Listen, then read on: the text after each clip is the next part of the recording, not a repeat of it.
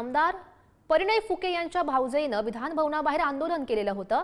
मुख्यमंत्र्यांनी आपल्याला वेळ द्यावी अशी मागणी त्यांच्याकडून केली गेलेली होती आणि काही वेळातच प्रिया फुके यांना पोलिसांनी ताब्यातही घेतलेलं होतं। ती दृश्य आपण बघितलेली होती। मात्र आता हाच मुद्दा नाना पटोले यांनी विधानसभेमध्ये उपस्थित केलेला आहे। बघूया।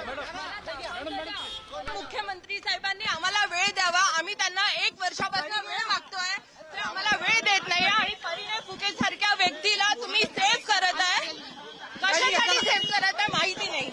अध्यक्ष महाराज, हे जी परिस्थिती आज राज्याची चाललेली आहे, आज विधान भवनाच्या गेटवर एक महिला आपल्या 2 मुलं घेऊन तिथं विष प्राशन करायला तिथं आलेली होती। अध्यक्ष महाराज, ती माननीय मुख्यमंत्र्यांची वेळ मागता 1 वर्षापासून सत्ता पक्षाचे आमदार आहेत, त्यांच्याबद्दलचं काही त्यांच्या घरगुती भांडणं आहेत, मी त्याच्यात जाणार नाही।